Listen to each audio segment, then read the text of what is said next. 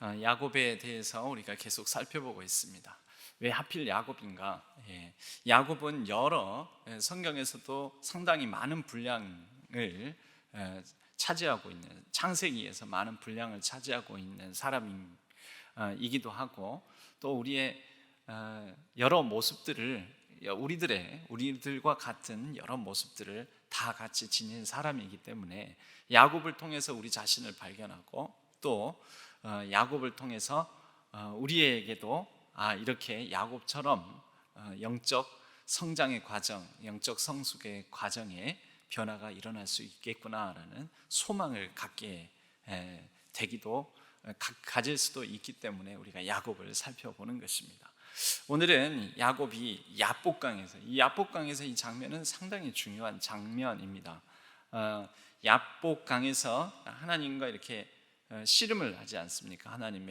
하나님과라고도 하기도 하고 하나님의 사자와 씨름한 거 아니냐 이렇게 보기도 하는데, 성경에서는 이 원어 성경에서는 하나님이라는 뜻을 가진 이 단어와 하나님의 사자, 그러니까 천사를 뜻하는 단어를 구분 없이 쓰는 경우가 몇 경우가 있는데요. 그 중에 하나가 바로 요 야곱이 씨름하는 장면입니다. 그래서 하나님의 천사, 하나님의 사자인지 하나님이신지, 그러나 우리는 하나님으로 동일하게 하나님의 사자라 하더라도 하나님께서 육화하셔서 야곱과 대면하신 거니까 하나님이 직접 대면하셨다 이렇게 봐도 되겠습니다. 여러분, 우리는 나 자신, 나는 누구인가, 우리를 누구로 이렇게 나는 이러이러한 사람이다, 나는 어떠한 성격을 가진 사람이다, 어떤 스타일의 사람이다. 여러분들은 여러분 자신을 어떻게 보시는지 모르겠지만, 여러분, 내가 평소에 생각하는 내가 진짜 내가 아닐 가능성이 많습니다.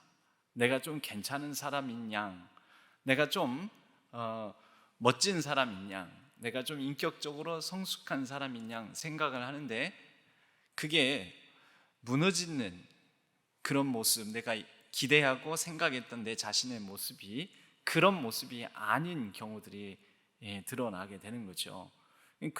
그래서 그런 순간을 지나고 나면은 또 내가 왜 그랬지? 그때는 내가 내 정신이 아니었어. 그건 내가 아니야 하고 이렇게 또 부정하기도 합니다.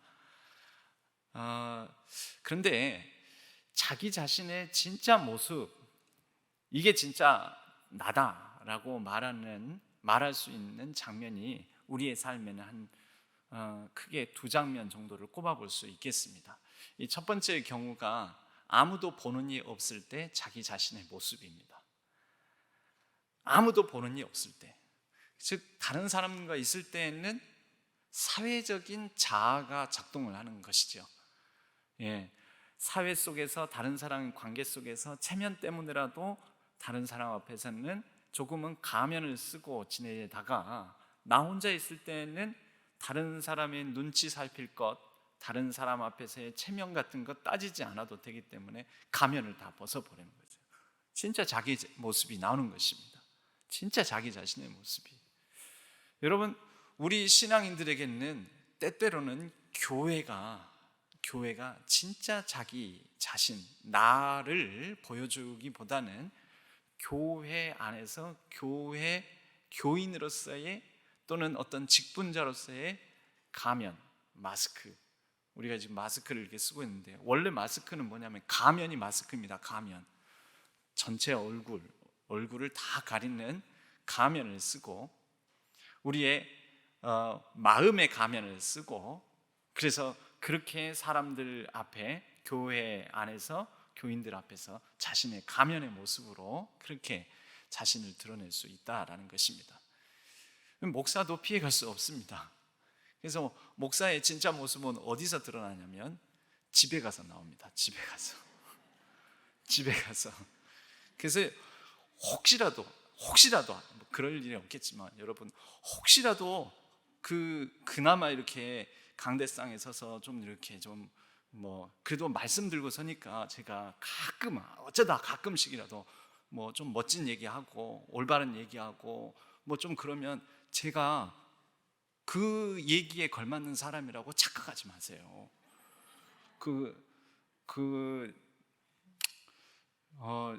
뭐 혹시라도 아유 저 목사 정도면 저런 남자면 참 좋겠다, 그렇지 않아요. 우리 아내한테 물어보세요. 아니, 물어보지 마세요. 물어보지 마세요. 그거 아는 척도 하지 마시고 물어보지도 마세요. 예. 다르다라는 거예요. 다르다라는 거. 예. 제가 여러분들에게 보여지는 모습이 이게 전부가 아니에요. 전부가 아닙니다. 제가 집에 가면 완전히 좀 다른 사람으로 돌변할 가능성이 매우 매우 매우 높습니다. 아무도 보는 일 없을 때, 이제 심지어 제 아내가 없을 때, 그러니까 제 아내조차도 없고 가족들도 없고 또 교인도 없고 아무도 나를 아는 척하는 사람이 없고 전혀 나를 몰라줄, 다 아무도 모르는 그런 자리에 가 있으면 또 저는 또 다를 겁니다. 어쩌면 그래도 아내 앞에서라도 체면상이라도 보였던 어떤 모습들이 또 다시 달라질지도 모릅니다. 이 지금 우크라이나 같은 경우에도 지금 전쟁이 이렇게 일어나서 그러는데, 이 전쟁을 수행하는 중에는 여러 전쟁 범죄들이 많이 일어납니다. 여러분, 왜 전쟁 범죄가 많이 그 전쟁 상황에서 일어날까요?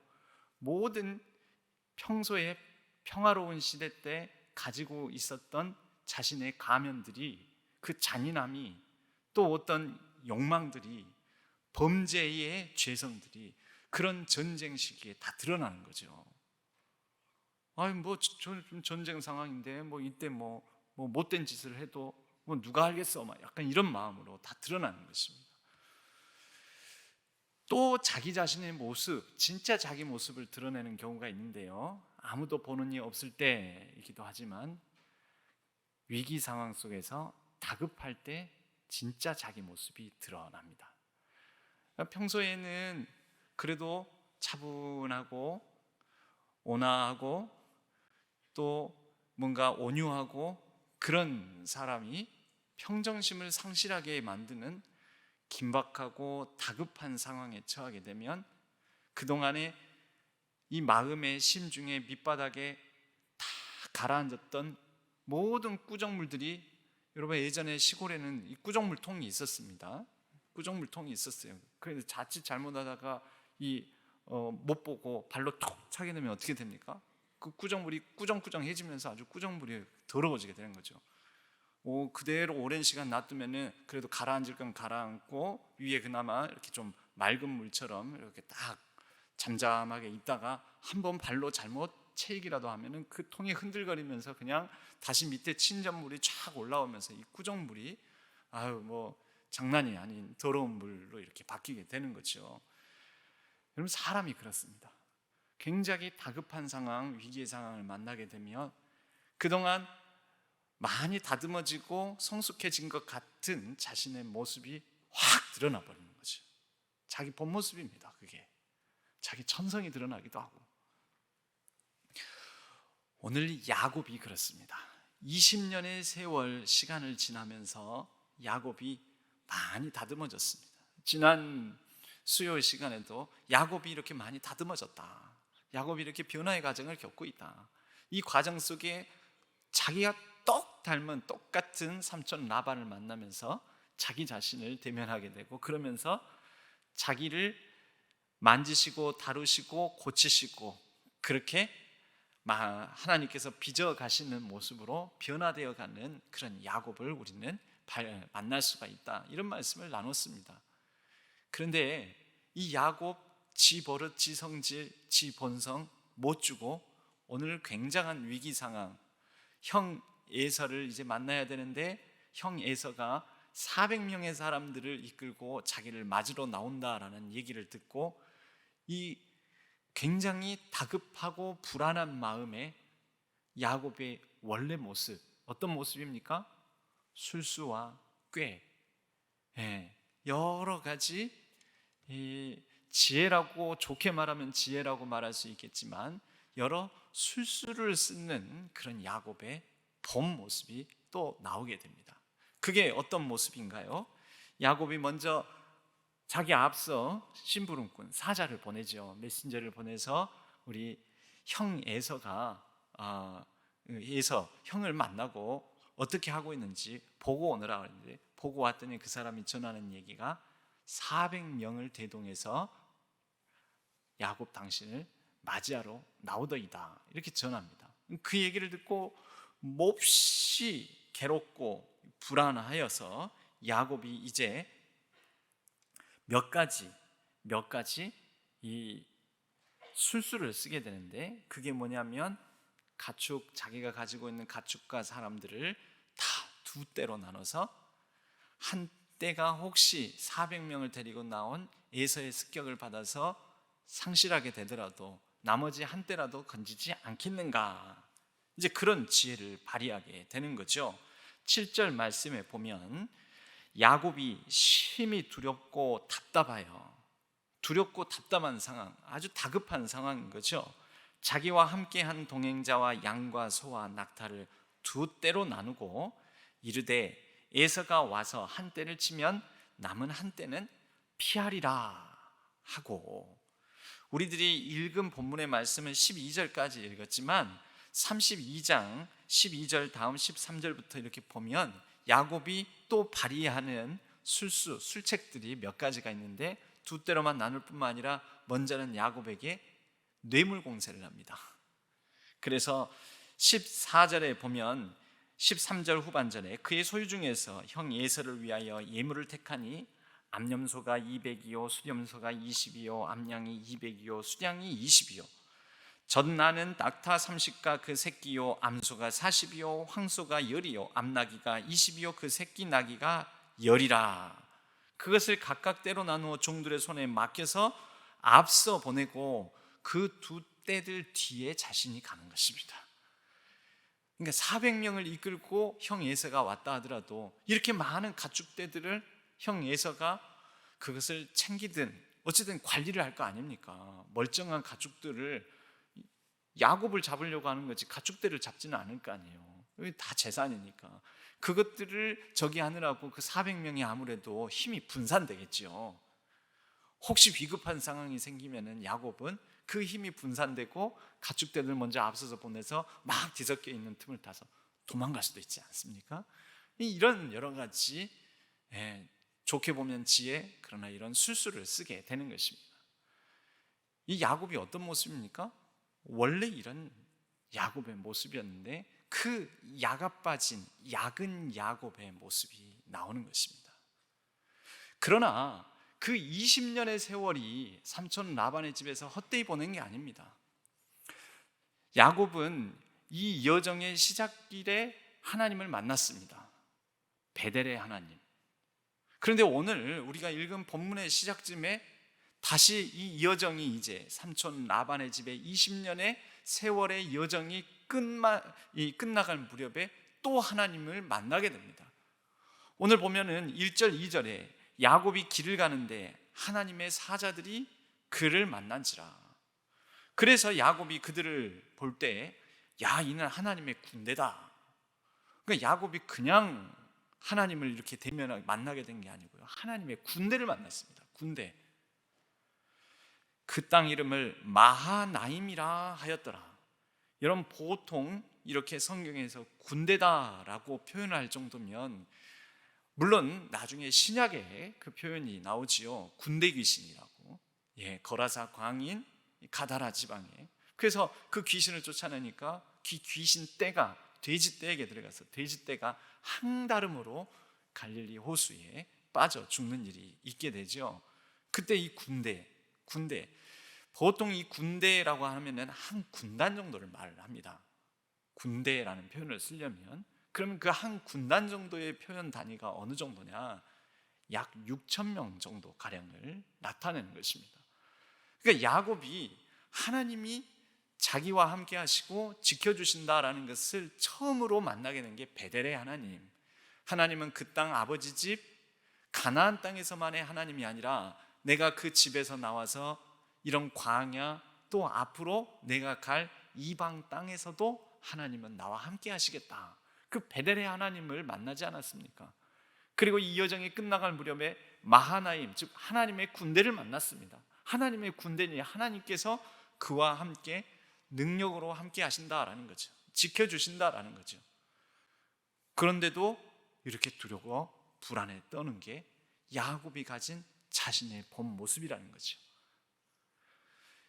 그래서 원래 자기의 꾀를 가지고 살아가는 야가 빠진 야근 야곱으로 이렇게 두 때로 나눠서 뇌물 공세를 하면서 자기는 뒤로 쏙 빠져서 하는 이런 모습을 보여주고 있는 것입니다. 그러나 여러분, 야근 야곱의 모습은 우리가 보는 것이 아니죠. 우리가 9절부터 보게 되면 야곱의 기도가 나옵니다. 야근 야곱이자 이 기도의 내용을 보면 약한 야곱, 나는 연약하고 나는 부족합니다. 약한 야곱의 모습을 또한 보여줍니다. 여러분, 아무도 보는 이 없을 때 저와 여러분은 누구입니까? 누구여야 합니까? 아무도 보는 이 없을 때 여러분, 하나님과 나만 대면하는 골방에, 누가 봐주지 않아도 골방에 들어가서 하나님과 나와 겸손하게 1대1로 대면하는 골방의 기도의 사람, 여러분, 그런 모습이 우리에게도 필요하죠. 왜입니까? 약하기 때문에 그렇습니다. 약은 야곱은 지혜와 술수를 발휘하지만 약한 야곱은 자신이 얼마나 나약한 존재인지를 알기에 하나님 앞에 1대1로 나아가는 것입니다. 그 내용을 보면 이 창세기에서, 여러분, 창세기에서 기도문을, 비교적 완결된 기도문을 본 적이 있습니까? 언뜻 보면 천지창조 사건 나오고요, 그 다음에 가인과 아벨 최초의 살인사건, 노아의 방주, 바벨탑, 그 다음에 아브라함, 물론 아브라함 이런 사람들의 탄식은 나옵니다. 그리고 아브라함의 탄원이 한번 나옵니다. 소돔과 고모라, 자신의 조카 롯이 있는 소돔과 고모라를 하나님께서 멸망시킨다고 하니까, 아이고 하나님, 거기에 의인이 있어도 거기를 멸망시키렵니까? 45명 있어도요, 40명 있어도요, 30명 있어도요, 10명 있어도요, 그렇게 가잖아요. 근데 그건 완결된 기도는 아니죠. 다급하니까 하나님을 향해서 이래도 거기 멸망시키렵니까 하면서 하나님과 주거니 받거니 하면서 하는 탄원의 그런 내용이지, 물론 그것도 기도라면 기도일 수 있지만 완결된 기도문은 아닙니다. 창세기에 실제 보면 완결된 기도의 내용은 야곱의 32장의 이 기도의 내용이 유일합니다.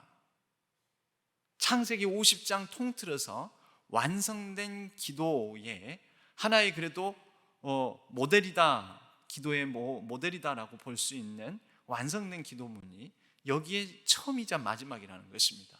유일합니다. 약해져 있는 약한 야곱은, 또 긴박한 가운데 다급한 상황 속에 있는 야곱은 자기 자신의 모습, 약은 야곱의 모습을 보여주지만 또 다른 자기 자신의 모습, 그동안에 베델의 하나님을 만나고 이제 마하나임 하나님의 군대를 만난 야곱은 기도하는 자기 자신의 모습을 또한 보여주는 것입니다. 이게 야곱의 이중성이지요. 여러분, 다급하고 위기의 상황 만나면 우리도 야곱처럼 자신이 가진 수단과 방법, 술수, 즉 야가 빠진 꾀를 씁니다. 우리도 내가 가진 힘과 능력으로, 지혜로 여러 가지 수단 방법을 다 동원할 것 아닙니까? 그런데 또 여러분, 우리가 하나님을 믿는다면 하나님 앞에서 내려놓을 수도 없고 놓칠 수도 없는 게, 하나님, 내가 이렇게 내 지혜와 내 수단과 방법을 다 쓰는데도 불안합니다. 하나님을 믿는 우리는 우리가 얼마나 연약한 존재인지를 하나님 앞에서 또 인식하는 거죠. 그래서 내가 사용하는 모든 방법을 신뢰할 수 없음을 하나님 앞에서 고백하며 하나님께서 붙들어 주셔야 되겠습니다 라고 기도하는 거죠. 야곱의 모습은 우리의 모습입니다. 우리도 이런 이중적인 모습을 가지고 있습니다. 야곱의 기도의 내용을 조금 한번 볼까요? 야곱이 또 이르되 9절 말씀입니다. 내 조부 아브라함의 하나님, 내 아버지 이삭의 하나님 여호와여. 보세요. 하나님의 이름을 그의 조상, 즉 아버지, 할아버지 때부터의 이 하나님을 부르며 기도를 시작합니다. 기도의 내용 형식으로 볼 때는 하나님 아버지 부른 것으로 시작하는 거하고 똑같잖아요. 그리고 주께서 전에 내게 명하시기를 내 고향 내 족속에게로 돌아가라, 내가 내게 은혜를 베풀리라 하셨나이다. 하나님께서 하신 말씀을 근거로 기도를 시작하죠. 하나님이 이렇게 말씀하시지 않았습니까?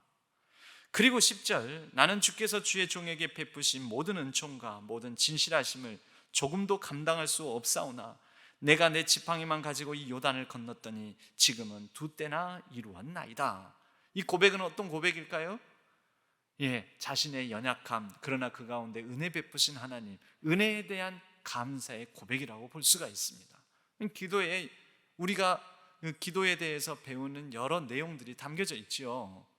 하나님께서 내게 은혜를 베푸셨습니다. 이렇게 연약한 종을 사용하셔서 이렇게 이루게 해주셨습니다. 다 하나님의 은혜입니다. 직접적인 표현은 없지만 하나님 감사합니다. 그리고 나서 간구가 나옵니다. 11절, 내가 주께 간구하오니. 그렇죠? 기도의 형식이 딱 있다니까요. 지금 제대로 된 형식이에요. 창세기에 이런 기도가 없어요. 내가 주께 간구하오니 내 형의 손에서, 에서의 손에서 나를 건져내시옵소서. 사실 진짜 구하는 건 이거죠. 그런데 그 이전에 하나님께서 주셨던 말씀 근거로 삼아 또 지금까지 은혜 베푸신 하나님을 고백하고 찬양하고 그것을 바탕으로 하나님께 간구하는 것입니다. 내가 그를 두려워하면 그가 와서 나와 내 처자들을 칠까 겁이 나기 때문이니이다. 자신의 형편과 처지, 하나님을 붙들 수밖에 없는 그 약한 자신의 존재를 하나님 앞에서 드러내며 간구하는 것입니다. 하나님 도와주세요. 하나님 나 부족해요. 연약해요. 함께 해주세요. 어떻게 하면 좋습니까? 하나님밖에 없습니다. 그리고 12절, 주께서 말씀하시기를 내가 반드시 내게 은혜를 베풀어 내 시로 바다에 셀 수 없는 모래와 같이 많게 하리라 하셨나이다. 여러분, 하나님 이름을 부르고 하나님께서 주셨던 말씀을 근거로 기도를 시작했다가 하나님께서 주셨던 말씀을 근거로 기도를 마칩니다. 이 얼마나 이 완성도가 높은 기도입니까? 그렇죠? 여러분, 이런 모습도 야곱의 본 모습이라는 거죠. 이 야곱의 영성입니다. 이 안에 야곱의 영성이 담겨져 있습니다. 자, 이제 한편 이렇게 하고 난 다음에 하나님께서 하나님의 사자를 보내서 야곱과 씨름을 하죠. 근데 이 야곱과 씨름하는 장면에서 하나님의 이중적인 모습도 드러납니다. 여러분, 하나님은 어떤 분이십니까? 전능의 하나님이시잖아요. 근데 야곱과 씨름하면서 하나님의 모습을 보면 전능의 하나님이 아니에요. 기껏 이 야곱이 뭐 얼마나 대단한 사람이라고 그래봤자 한 인간에 불과한데 이 인간을 놓고 낑낑 대시는 거예요, 하나님께서. 그리고 급기야 우리는 그 결론을 알고 있지 않습니까? 하나님께서 어떻게 하시죠? 져요. 하나님께서 져요. 뭐라고 표현합니까? 네가 이겼다, 이스라엘. 네가 이겼다. 하나님과 겨루어 이겼음이니라. 이렇게 되잖아요. 여러분, 이 자녀들이 어릴 때, 아주 어릴 때, 또나 지금 손주들하고 우리 특히 할아버지, 아버지들 어릴 때 그 남자아이들은 씨름하는 거 이런 거 좋아합니다. 씨름하고 그러면 낑낑대고 막 그러는데 여러분, 그 아이를 어른이 당연히 이기죠, 그죠? 근데 그 아이하고 겨룰 때 어떻게 합니까? 많이 져줍니다. 안 져주십니까? 많이 져줍니다. 그런데 참 웃긴 거는 저희들 시각으로 보기에 웃긴 거는 그렇게 져줘서 지가 이긴 건데 지가 진짜 대단해서 이긴 줄 알고 와, 내가 할아버지 이겼다, 우리 아빠 이겼다, 하면서 의기양양해지는 모습을 봅니다.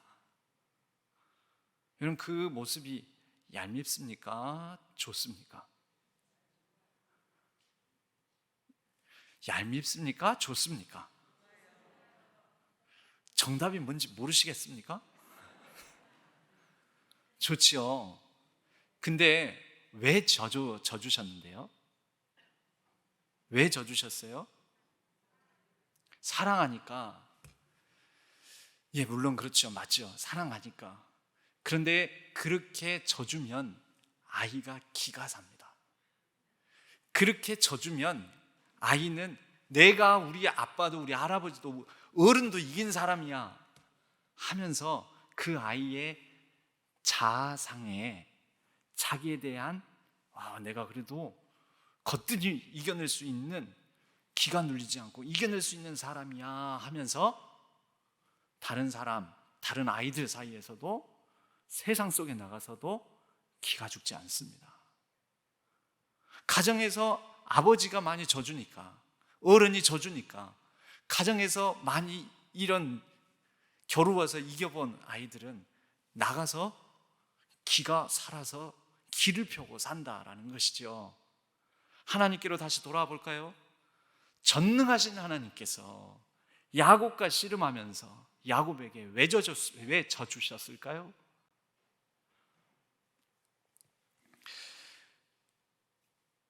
하나님은 우아하고 멋지게 패배하는 분이다. 하나님은 우아하고 멋지게 패배하는 분이시다. 우리와 겨루어. 그런 표현이 있습니다. 여러분, 하나님께서 사람과 겨루어서 처절하게 패배한 자리가 있습니다. 그게 뭘까요? 십자가입니다.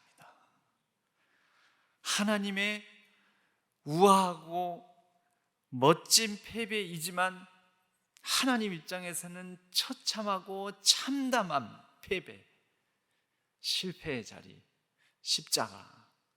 그런데 여러분, 그 하나님의 패배와 실패의 자리 십자가가 우리에게는 뭐가 됩니까? 우리에게는 구원이 되고 회복이 되고 영광이 되고 은혜가 되지 않습니까? 하나님은 우리를 위해 전능하신 분이 그 전능을 넘어서서 전능을 누르시고 무능한 하나님으로, 패배하시는 하나님으로 우리 가운데 우리와 대면하신다라는 것입니다. 이 야곱과의 장면에서 이 야곱이 네가 이겼다, 네가 이겼다, 이것은 이 다급한 상황을 다시 만나게 되니까 불안과 공포에 질려버리고 원래 약은 자기의 모습으로 돌아가는 야곱을 향하여서 너 그러지 않아도 된다, 그렇게 불안과 두려움과 공포에 휩쓸려 사라지지 않아도 된다, 넌 나도 이겼잖냐, 형 애서 못 이겼냐, 너 내 얼굴도 봤잖냐, 형 애서 얼굴 그거 감당 못하겠냐, 반드시 이길 것이다. 이런 하나님의 야곱을 향한 놀라운 은혜와 섭리가 담겨 있는 것 아니겠습니까? 우리가 십자가를 바라볼 때마다 무엇을 봐야 됩니까? 기꺼이 우리를 향하여 져주시는 하나님, 패배하시는 하나님, 주의 얼굴 바라볼 때, 그 얼굴 바라볼 때마다 우리에게 아유, 네가 이겼다, 네가 이겼어. 그런데 꼭 기억하거라, 오늘 너가 이겼다라는 것은, 내가 너에게 져줬다라는 것은, 내가 너에게 졌다라는 것은 너로 세상 속에 나아가 이기게 만드는 힘과 능력이 될 것이다. 여러분, 우리는 그래서 십자가를 바라보면서 십자가에서 처절하게 그러나 우하고 멋지게 패배하셨던 하나님을 대면하고 만나면서 우리는 능력, 힘을 공급받아 세상 속에서 그 십자가의 은혜, 십자가의 사랑, 십자가의 능력으로 세상 속에서 담대히 살아갈 수 있다라는 것입니다. 오늘 읽진 않았지만 이 본문 가운데 이렇게 하나님께서 씨름하면서 묻죠. 내 이름이 무엇이냐라고. 창세기 32장 27절, 여러분 성경을 펼쳐 놓으셨다면 27절을 보겠습니다. 그 사람이 그에게 이르되, 여기서는 사람이라고 표현했는데 지금 하나님과 씨름하고 있는 겁니다. 하나님의 천사일 수도 있고 하나님 자신일 수도 있는데 결국은 하나님의 임재라는 것은 동일합니다. 그가 이르되 네 이름이 무엇이냐. 여러분, 똑같은 장면이 야곱의 삶에 있었습니다. 아버지를 속여서 축복을 받으려고 할 때 아버지에게 음식을 이제 장만해가지고 이렇게 막 붙이고 가가지고 딱 하는데 목소리가 에서 목소리 같지가 않다 하면서 아버지가 묻습니다. 내 아들아, 네가 누구냐? 내 아들아, 네가 누구냐? 창세기 27장 18절에 나옵니다. 내 아들아, 네가 누구냐? 그때 야곱이 뭐라고 대답했습니까? 19절에 나는 아버지의 맏아들 에서로소이다. 거짓말이죠. 자기입니까?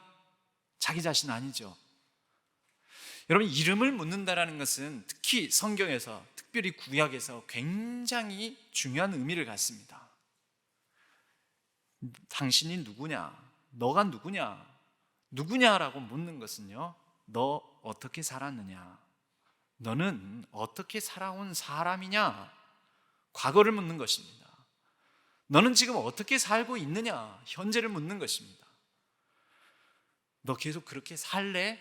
앞으로 어떻게 살 것이냐? 미래를 묻는 것입니다. 그 사람의 인생을 묻는 것입니다. 근데 이렇게 묻는 질문 앞에 과거의 야곱은 나는 야곱이 아니라 에서입니다 라고 아버지 앞에 그렇게 대답했던 야곱은 오늘 여기서는 뭐라고 대답을 합니까? 야곱입니다. 야곱입니다. 야곱인이다. 야곱이 무슨 뜻이죠? 속이는 자, 발 뒤꿈치를 잡는 자, 뒤통수 치는 자. 나는 그렇게 속여왔고 또 나를 속여왔고 남을 속여왔고 내가 속았고 또 남이 속게 했고 그렇게 속이는 자로서 살아왔던 자로 지금도 또 야가 빠진 내 모습을 드러내는 그런 존재입니다. 야곱입니다. 정직하게 자기 자신을 직면하고 드러내고 선포하고 고백한다라는 것입니다. 야곱입니다. 근데 그랬더니 그 오랜 세월 돌아 나와서 오랜 세월 되돌아 나와서 자기 자신과 정직하게 대면하는 거울 앞에 선 야곱입니다 라고 말하는 야곱에게 하나님은 뭐라고 말씀하십니까? 야곱이라고 하지 말고 이제 너는 이스라엘이다. 그렇게 악착같이 살지 않아도 너는 나를 이겼고 너는 나를 보았고 나와 대면하였고 앞으로 대면하는 모든 일들을 넉넉히 능히 감당할 것이다 라고 말씀해 주십니다. 이스라엘이 겨루어 이겼다라는 뜻도 담고 있지만 이스라엘은 하나님의 왕자라는 뜻도 가지고 있습니다. 이스라엘, 하나님의 왕자. 왕자니까 보통 왕자는 정상적인 왕과 왕자의 사이에서는 왕자를 이렇게 아버지도 내 아들이다 하면서 떠받들어주고 그러지 않습니까? 져주는 거죠. 이기지 않는 거죠. 이스라엘이다. 야곱의 존재와 운명과 성품을 너는 변화된 존재다 라고 선언해 주는 것입니다. 정직하게 하나님 앞에 섰을 때. 에베소서 2장 3절에는 이런 말씀이 있습니다. 전에는 우리도 다 그 가운데서 우리 육체의 욕심을 따라 지내며 육체와 마음에 원하는 것을 하여 다른 이들과 같이 본질상 진노의 자녀이었더니, 그런데 우리 그리스도와 함께 하나님께서 예수 그리스도로 말미암아 우리를 어떻게 하십니까? 에베소서 2장은 이렇게 이어집니다. 6절, 또 함께 일으키사 그리스도 예수 안에서 함께 하늘에 앉히시니. 야곱을 그렇게 하나님께서 하나님의 자리에 앉히신 것 아니겠습니까? 하나님과 싸워 이겼다라고 이스라엘이라는 칭호 이름을 주면서, 물론 야곱도 이런 게 있습니다. 그의 환도뼈가 이골되어서 다리를 절게 되었죠.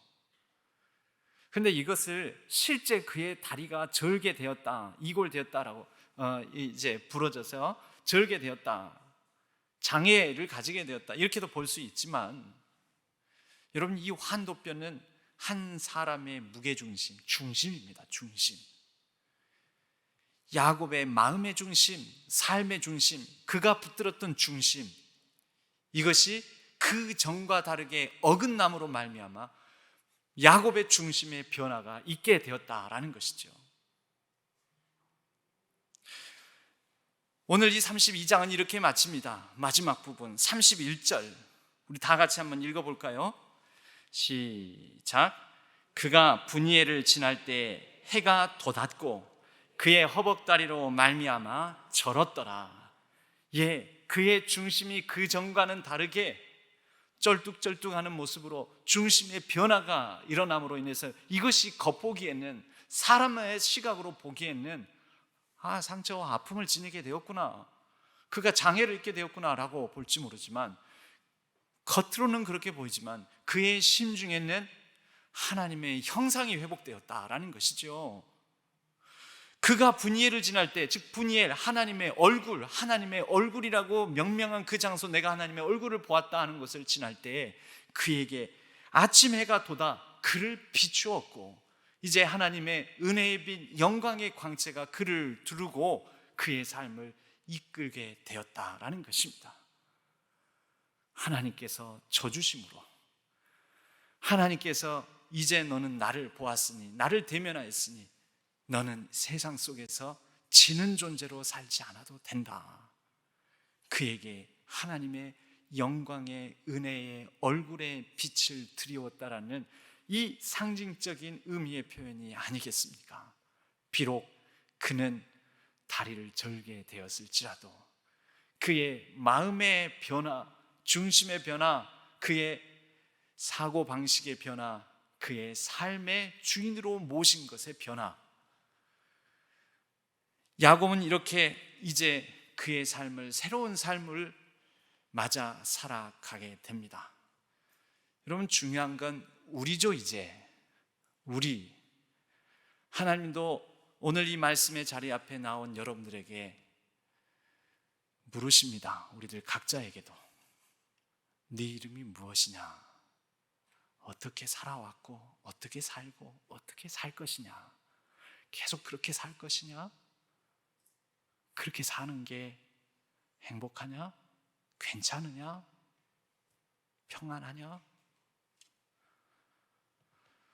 우리도 인생을 살아오면서 환도뼈에 이골이 일어나는 것처럼 우리의 중심이 흔들리는 여러 인생의 역경과 고난과 아픔들도 있고, 지금도 여전한 고통들이 있을지 모릅니다. 그러나 그러한 일들, 그러한 사건들을 통해 하나님은 우리의 중심을 변화시키기를 원하십니다. 그런 우리에게 야곱에게 주신 동일한 은혜, 분이엘의 은혜, 아침 해가 돋아 그 해가, 그 빛이 우리를 비추는 하나님의 얼굴의 광채, 은혜의 빛을 비추시는 그 동일한 은혜를 주실 줄로 믿습니다. 기도하겠습니다.